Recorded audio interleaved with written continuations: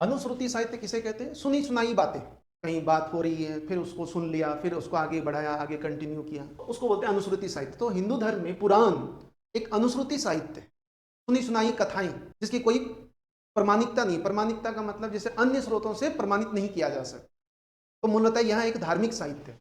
जैसे वेद को श्रुति साहित्य कहते हैं, वेद क्या श्रुति साहित्य है, तो पुराण को अनुश्रुति साहित्य कहते हैं। श्रुति साहित्य ऋषि मुनियों ने परंपरा एक अपने शिष्य को, फिर अपने शिष्य को, जबकि पुराण मूलतः एक उस समय प्राचीन काल में जो कथाएं प्रचलित थी उन्हीं का संग्रह है पुराण।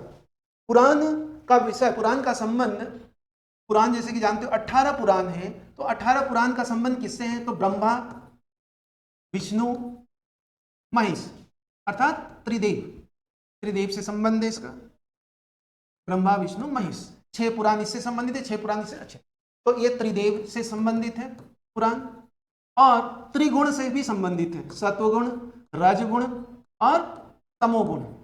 तो त्रिदेव, त्रिदेव व त्रिगुण से इसका संबंध है। तो पुराण का संबंध त्रिदेव से भी है और त्रिगुण से भी संबंधित, मतलब पुराण की विषय वस्तु यही है, त्रिदेव और त्रिगुण।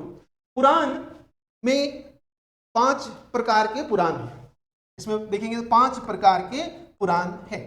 5 प्रकार कौन कौन से हैं? 5 प्रकार, तो पहला है सर्ग, फिर प्रतिसर्ग, फिर मनवंतर, वंश, और अंतिम 5वां है वंशानुचरित्र।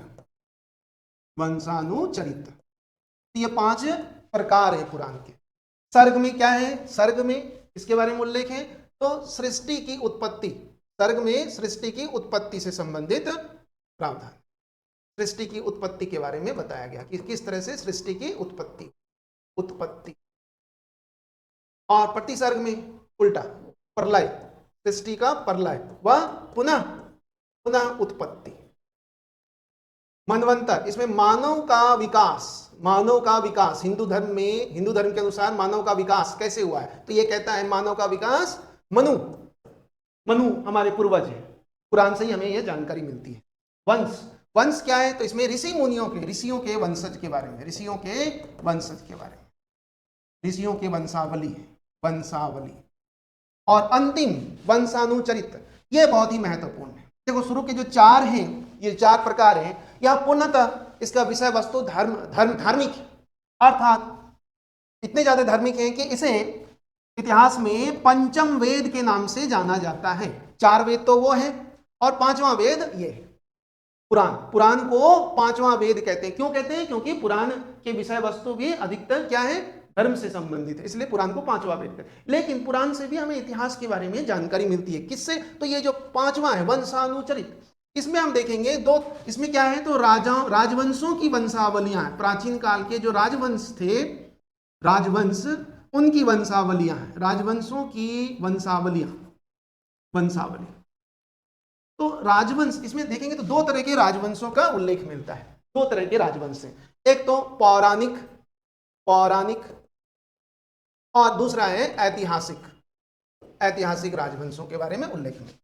पौराणिक राजवंश कौन है? जिनके बारे में हमें सिर्फ धर्म ग्रंथों में ही जानकारी मिलती है, अर्थात जिसे अन्य स्रोतों से प्रमाणित नहीं किया जा सकता, वो हो गया पौराणिक। ठीक है।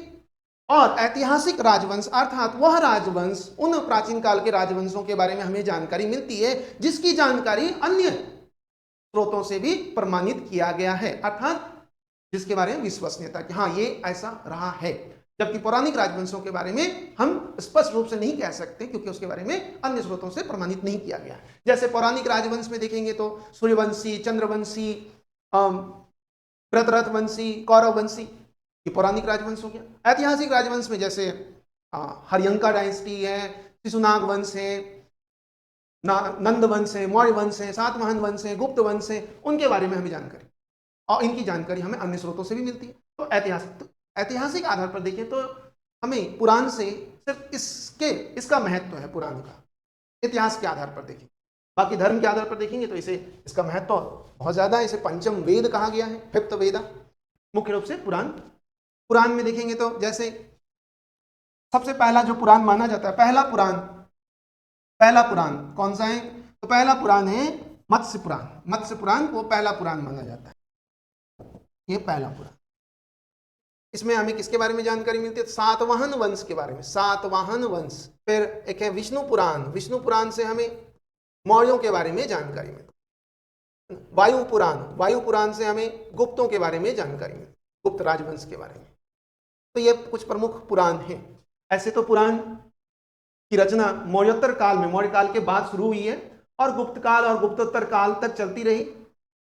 जबकि कुछ पुराण तो अकबर के समय तक भी, अकबर के समय, जैसे कि अल्लो पुराण एक है, वो अकबर के समय की रचना माना जाता है।